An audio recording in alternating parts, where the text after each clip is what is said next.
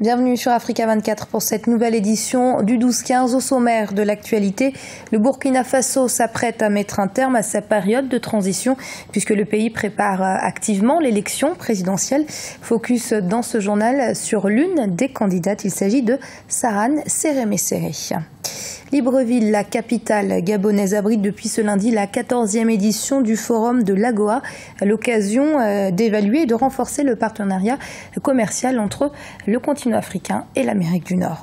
Et puis portrait en fin d'édition de l'un des leaders du secteur laitier au Zimbabwe, Alpha Omega Dairies. Sa capacité de production journalière est estimée à 22 000 litres de lait.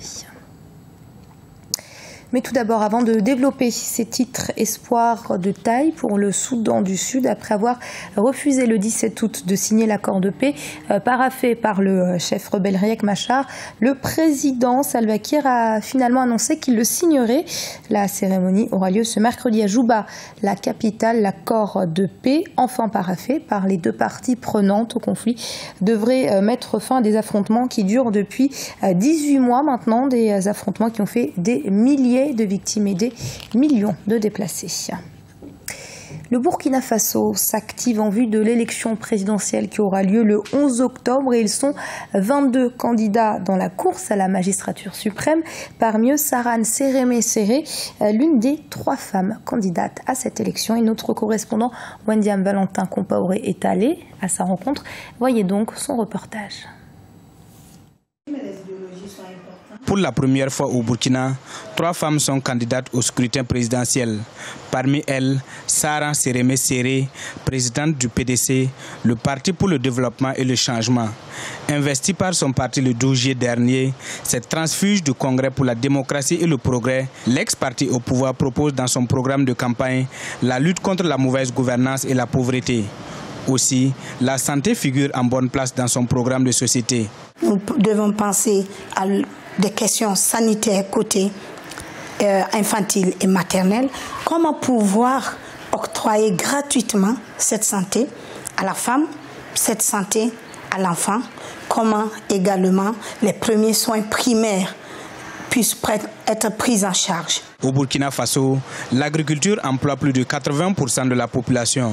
À travers son programme de société, la candidate souhaite développer des pôles de croissance en fonction des potentialités des régions du pays. En l'an 2015, nous continuons à scruter le ciel pour savoir si nous allons récolter, si vraiment les cultures seront bonnes ou pas. Ce n'est pas normal. Nous devons œuvrer à dépasser tout cela, à nous adapter aux nouvelles technologies du XXIe siècle, à œuvrer à ce que nos budgets puissent vraiment prendre en compte les besoins réels et que nous implémentons des politiques selon les régions, en tenant compte de toutes les spécificités. Les élections couplées présidentielles et législatives sont prévues pour le 11 octobre 2015. La campagne électorale s'ouvrira le 19 septembre prochain. Il faut rappeler que Sarane Sérémé-Séré, qui brigue pour la première fois la magistrature suprême, a été députée de 2002 à 2012.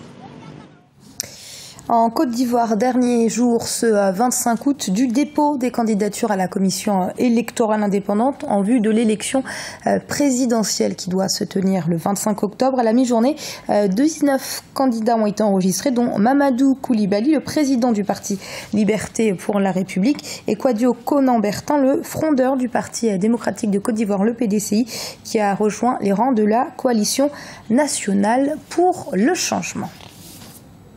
Libreville, la capitale gabonaise, accueille le forum 2015 de l'African Growth and Opportunity Act.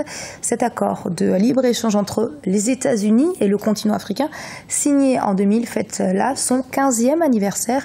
L'occasion pour les acteurs de ce forum de penser à la pérennisation de ce partenariat pour le commerce et l'investissement entre ces deux continents. Un sujet d'Aliundo commenté par Radiela Tchakounte. Libreville, au centre des tractations économiques et commerciales entre les pays d'Afrique et les États-Unis. La 14e édition du Forum international de l'AGOA, l'African Growth Opportunity Act, s'est en effet ouvert ce lundi dans la capitale gabonaise. Plus de 1000 délégués officiels en provenance de 39 pays y prennent part. Objectif, réfléchir sur les moyens de pérenniser cet accord de partenariat gagnant-gagnant signé en 2000 entre les États-Unis et l'Afrique. En 2014, le montant en moyenne pour les pays, en tout cas CEDEAO et CEMAC, de marchandises échangées sous chapeau AGOA pour l'ensemble de la zone CFA, c'est à peu près en moyenne entre 100 et 200 millions de dollars à l'année, donc en 2014. Donc ce qui est complètement infime comparé au montant total des exportations. Il n'y a pas eu d'impulsion réelle des exportations, en tout cas hors énergie. Les exportations de la zone CFA, je parle donc UMOA et CEMAC, le dispositif en soi est intéressant. Parce que naturellement, ça vient ouvrir une porte à certaines activités, à certaines productions africaines vers le continent américain, ce qui en soi est intéressant. Il sera donc question de perspective, mais avant, place au bilan. En 15 ans d'exercice, l'AGOA a certes dynamisé les échanges, mais son impact et ses bénéfices restent minimes. De fait, certaines limitations devraient être levées afin que le marché américain s'ouvre davantage aux exportations de produits non pétroliers, en tête de liste, l'agriculture. Il faut renouveler l'AGOA, faire en sorte que ce pays participe à ce processus, mais surtout que plus de produits rentrent dans les échanges entre les États-Unis et les pays du continent africain. Aujourd'hui encore, l'AGOA bénéficie trop aux pays pétroliers. Il faut nécessairement faire en sorte que les Africains arrivent à exporter via l'AGOA, grâce à l'AGOA, des produits manufacturés, les produits issus de nos industries, issus de notre secteur textile, etc. Les travaux de la 14e édition du Forum prendront fin le 27 août et devraient permettre aux délégués de redéfinir les conditions d'amélioration du partenariat commercial entre l'Afrique et les États-Unis. Alpha Omega Dairies est une entreprise du secteur privé au Zimbabwe. Elle opère dans la production laitière, l'un des plus importants secteurs de ce pays. Et malgré la concurrence, elle se maintient parmi les leaders, mais veut aujourd'hui accroître ses performances. De nouveaux équipements ont d'ailleurs été achetés et la capacité de production a récemment été augmentée. Focus sur les performances de cette entreprise avec ce sujet de Deo Gracias Podo.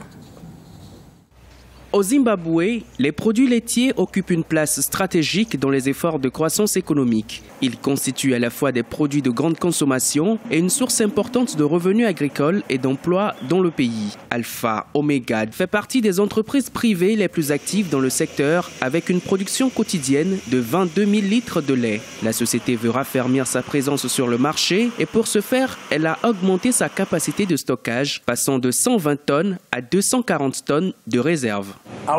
Alpha et Omega Dairies emploient aujourd'hui plus de 300 personnes. Nous produisons chaque jour près de 22 000 litres de lait et nous envisageons de produire d'ici au mois de février 2016 entre 240 000 et 250 000 litres de lait par jour.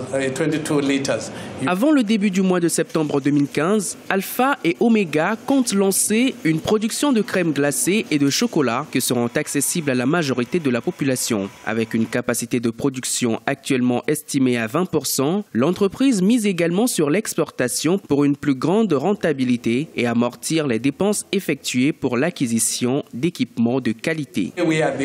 Nous sommes la seule usine au Zimbabwe qui produit du lait de ce type parce que nous ne récupérons pas du lait auprès d'autres producteurs pour des raisons sanitaires et de qualité. Pour le moment, nous ne pouvons pas parler d'importants bénéfices compte tenu du fait de ce que nous gagnons. Nous le réinvestissons dans l'achat d'équipements de qualité. Sur l'ensemble du pays, plus de 3 millions de litres de lait sont produits par mois par les producteurs privés. Un rendement inférieur à la demande du marché, estimé à environ 6 millions de litres par mois en moyenne. La contribution de l'entreprise Alpha et Omega est sans doute un avantage pour l'industrie laitière du Zimbabwe qui avait connu une dégringolade depuis une dizaine d'années puisqu'elle produisait auparavant jusqu'à 21 millions de litres par mois.